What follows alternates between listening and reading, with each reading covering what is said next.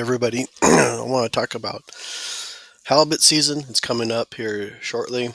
I have it on here on the screen. You can see April 3rd through June 30th, halibut season. And this video, I'm going to talk about Port Angeles because that's where I have the most experience in the last 7 years fishing out of. And I just started 7 years ago. So fishing out of Port Angeles anyways for halibut. Normally I go out of Nia Bay area, and then recently I've been fishing out of Westport. Way back when, the charter I went to and recently attended his seminar is Todd's.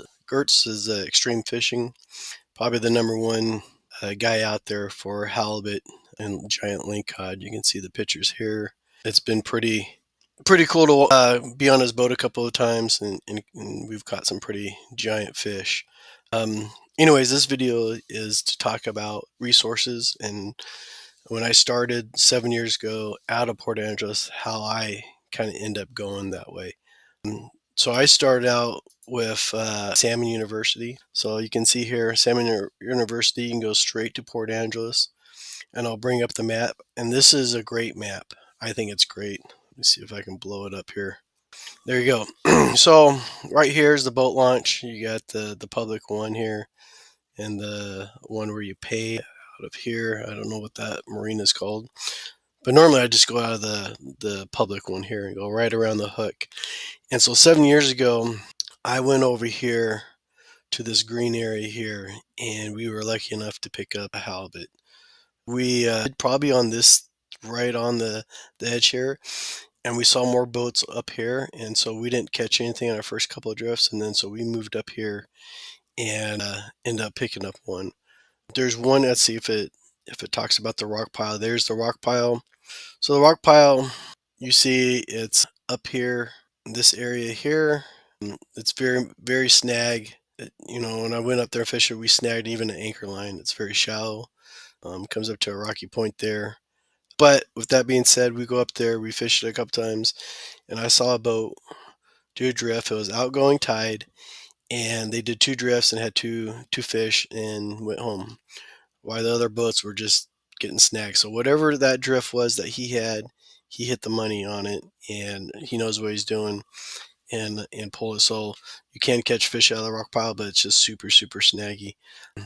Again, if this is my first time going out, I'd go around that hook and look to see where the boats are. Are there boats out here doing the humps? That's what they're called over here. Or are they up by the rock pile? Or are they straight out? Excuse me. So right out here, you'll see people anchor. When we come around here, we'll see a couple people anchor here, actually. I drive up to these different spots, and I go out, I come back, and I still see the same boats anchor. So I don't know how well they do. But speaking of the seminar that I attended last week with Todd, he talked about moving around. And he also talked about the strait. The strait has big fish, no doubt about it. But you're spending the day for the one or two bites, and I agree. But anyways, the Salmon University is a great resource if you want to learn. I talked to a couple of guys out there, and they fish out of CQ, Nia Bay. They've never fished out of Port Angeles. And I let them know, I'm like, hey, the biggest fish halibut that we've caught is out of Port Angeles. So here's some of the halibut holes when you come around the corner in a freshwater bay. If the wind picks up, this can be really choppy, so you do have to take that into consideration. There's the humps. That's where we end up catching ours up here. About 7 years ago when we very first didn't know anything. Took these maps, went around the hook, saw some boats, did this drift over here off of this part. Some boats were up here. We said, well, let's move it up. We didn't catch anything, so we moved it up there. First drift, we caught 35, 40-pound halibut. And we did a couple more drifts, caught a skate, caught some dogfish. Do run through there, so that's just something to be aware of. But yeah, I thought it was awesome because we didn't really know much about the area. Here's a couple other spots. Area 4, the rock pile. Again, you see how shallow it gets here.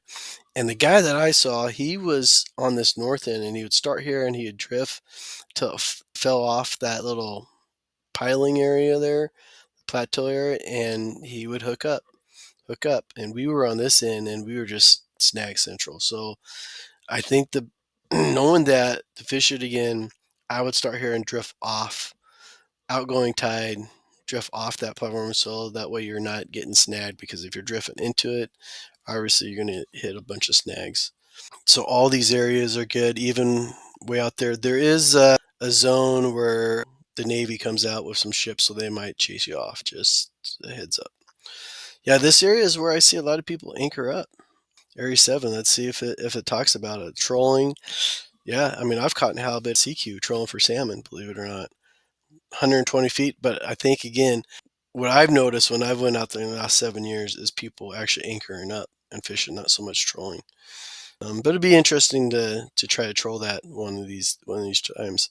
So that's a great area. I believe Salt Patrol might also have something on halibut. There we go. Yeah, halibut. There's the CQ 30.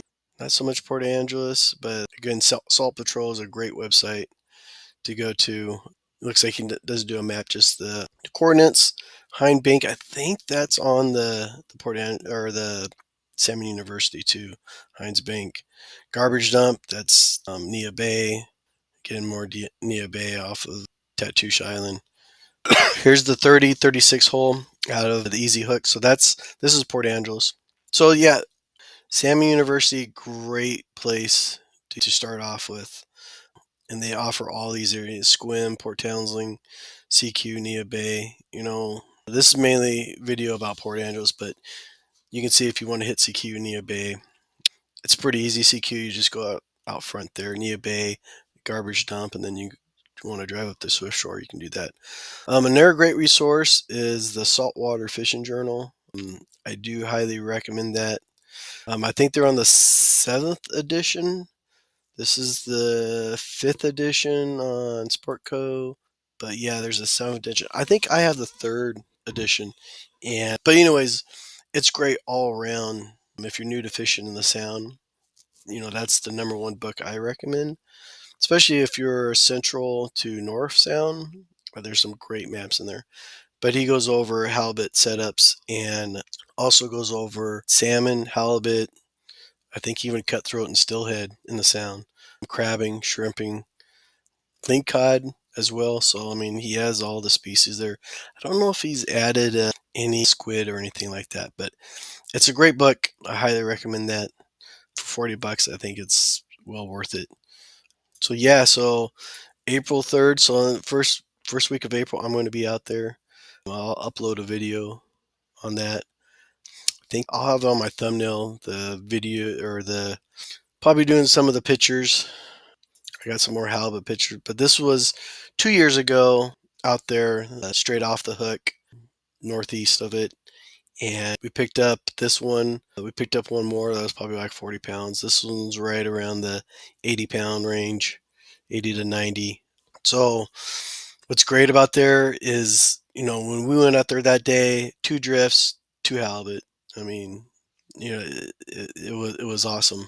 You're not going to get that every day out of Port Angeles. The last couple times that we went out, the year before and the year before that, we'd get 1 or 2, but it'd be kind of like an all day thing. The tide, the bite just come on, things like that.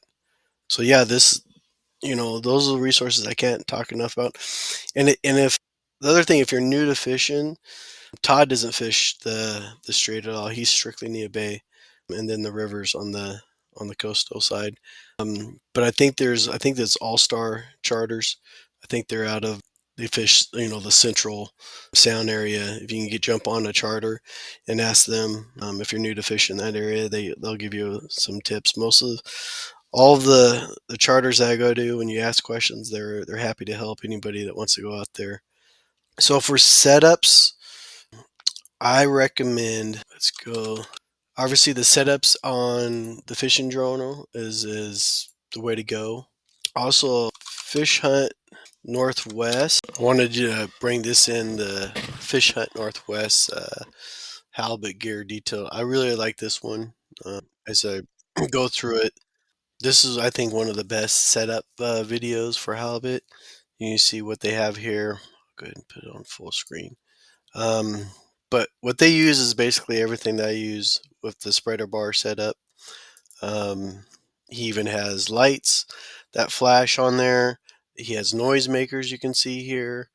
Um, it's just, I think, one of the best halibut rig videos out there. So check out the Fish Hunt Northwest halibut setup. They have a couple other videos on there, but I really like this one.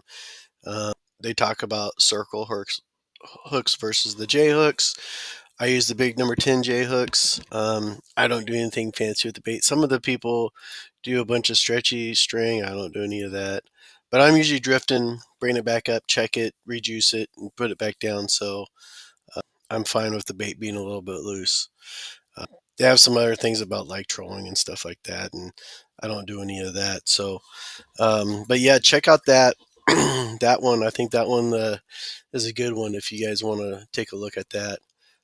But yeah, those are I would utilize if I was to fish Port Angeles, or somebody that says, "Hey, I want to go halibut fishing out of the strait, not too far away. You're not driving the 5 hours out to CQ New Bay, and it produces big halibut." So I definitely check out those resources. And let me know in the comments what you think of all these. And until next video, thanks.